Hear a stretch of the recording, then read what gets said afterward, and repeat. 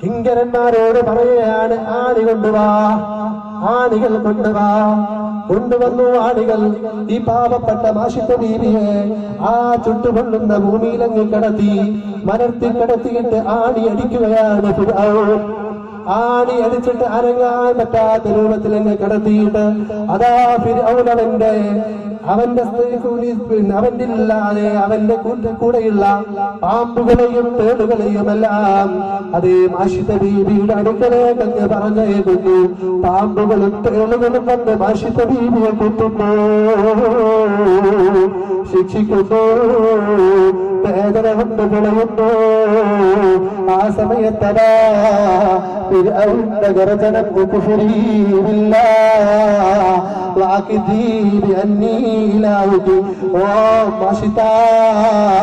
അംഗീകരിച്ചോ, ഞാനാ നിന്റെ ഇലാഹ്. നീ വിശ്വസിച്ചിരിക്കുന്ന അല്ലാഹുവിൽ നീ അവിശ്വസിച്ചോ മാഷിത. ഇല്ല അസ്സബ്തുക ശഹ്റൈനി ബിഹാദൽ അദാബ്. ഇതേ ശിക്ഷ ഇട്ടുകൊണ്ട് നിന്നെ 2 മാസക്കാലം നിന്നെ ശിക്ഷിക്കും മാഷിത. ഉടനെ നീ നിന്റെ റബ്ബിലങ്ങ് അവിശ്വസിച്ചോളണം മാഷിത. ഈമാനിന്റെ രുചി കിട്ടിയ മാഷിത ബീവി റളിയല്ലാഹു അൻഹാ അവിടെ ഉടനെ പറയുകയാണ്, ലൗ അസ്സബ്തനീ 70 ശഹ്റൻ മാ കഫർതു ബില്ലാഹ്. നീ 2 മാസമല്ല, 10 മാസമല്ല, 70 മാസം ഈ രൂപത്തിൽ നീ എന്നെ ശിക്ഷിച്ചാലും അല്ലാഹുവിൽ അവിശ്വസിക്കുന്ന പ്രശ്നമേ ഇല്ല. നിന്നെ ഇലാഹാണെന്ന് അംഗീകരിക്കുന്ന പ്രശ്നമില്ല. മാഷിതങ്ങ് തുറന്നടിച്ചു. ആ സമയത്ത് ഫിർഔൻ ചെയ്യുന്നതെന്താണ്? ആ പാവപ്പെട്ട മാഷിത ബീവിക്ക് 2 പെൺകുട്ടികളാണ്. ആ പെൺകുട്ടികൾ വലിയ പെൺകുട്ടിയെ വിളിച്ചുകൊണ്ടുവരുന്നു. പിടിച്ചുകൊണ്ടുവരാൻ കിങ്കരന്മാരോട് കൽപ്പിച്ചവര് കൊണ്ടുവരുന്നു. കൊണ്ടുവന്നിട്ടതാ മാഷിത ബീവിയെ കടത്തിയിരിക്കുകയാണ്.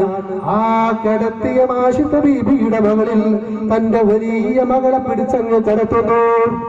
കിടത്തിയിട്ട് പറയുകയാണ്, ഉടനെ തന്നെ അല്ലാഹുവിൽ നീ അവിശ്വസിച്ചോളണം, എന്നെ ഇലാഹാണെന്ന് അംഗീകരിച്ചോളണം, അല്ലെങ്കിൽ ഇപ്പൊ നിന്റെ ഈ മകളെ ഇവിടെ നിന്റെ നെഞ്ചിൽ വെച്ച് ഞാൻ അറിയിക്കും. മാഷിത ബീവിയുടെ മുമ്പിൽ അങ്ങ് അവനങ്ങ് പറയുന്നു, നിന്റെ നെഞ്ചിൽ വെച്ചുകൊണ്ട് നിന്റെ മകളെ ഞാൻ അറിയിക്കും എന്ന് പറഞ്ഞപ്പോ മകളോട് വാത്സല്യമില്ലാത്ത ഉമ്മമാരില്ലല്ലോ. പക്ഷേ ഈമാനിന്റെ മുമ്പിൽ മകള് പ്രശ്നമല്ലല്ലോ. മാഷിത ബീവി കുലുക്കമില്ല.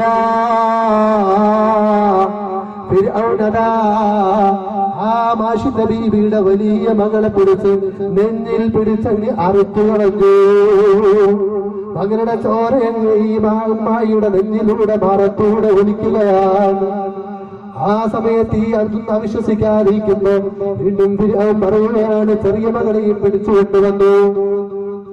വന്നിട്ട് പറഞ്ഞു, ഈ നിന്റെ ചെറിയ മകളെ പെട്ടെന്ന് നീ അവിശ്വസിച്ചോളണം, എന്നെ ഇലാഹാണെന്ന് അംഗീകരിച്ചോളണം. അല്ലാത്ത പക്ഷം ഈ നിന്റെ ചെറിയ മകളെ നിന്റെ വായയിൽ വെച്ച് ഞാൻ അറുക്കും.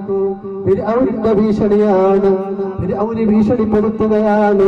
അതേ പെട്ടെന്ന് നീ അവിശ്വസിച്ചോളണം, ഞാൻ ഇലാഹാണെന്ന് അംഗീകരിച്ചില്ലെങ്കിൽ നിന്റെ ചെറിയ മകളെ പിടിച്ച് നിന്റെ വായയിൽ വെച്ച് ഞാൻ അറുക്കുമെന്ന് മാഷിത ബീവിയോട് പറഞ്ഞപ്പോ ഈമാനിന്റെ മാധുര്യം അനുഭവിച്ച ആ മാഷിത ബീവിക്ക് കുലുക്കമില്ല. അവിടത്തെ ഒരു ചാഞ്ചാട്ടവുമില്ല. പക്ഷേ ചെറിയ മകളെ അറുക്കുന്ന രംഗത്തിന്റെ പേരിൽ ഒരൽപ്പമങ്ങ് കരഞ്ഞുപോയി. മകളെ പിടിച്ച് വലിയ മകളെ പിടിച്ചറുത്തില്ലേ, എന്റെ ചെറിയ മകളെയും എന്റെ വായിൽ പിടിച്ചറുക്കുമ്പോ അതിന്റെ അവസ്ഥ എന്തായിരിക്കുമെന്ന് ചിന്തിച്ച് ഒരൽപ്പം ഒരു ഉമ്മയുടെ ആ ദയാലുവായ ആ സ്നേഹവായ്പിന്റെ ചെറിയൊരു കരച്ചിലങ്ങ് ആ ഉമ്മയുടെ കണ്ണിലങ്ങ് വന്നപ്പോ, ചെറിയ കുട്ടിയാണ്, സംസാര പ്രായമെത്താത്ത കുട്ടിയാണ്. ഈ ചെറിയ കുട്ടിനെ പിടിച്ചെടുക്കുമ്പോ വിഷമം തോന്നുമ്പോ ആ വിഷമം കണ്ട ചെറിയ കുട്ടി അതേ അവിടെ വെച്ച് സംസാര പ്രായമെത്താത്ത കുട്ടി വിളിച്ചു പറയുന്നു, യാ ഉമ്മ ലാ തജ്സഈ فإن الله بنى لك بيتا في الجنة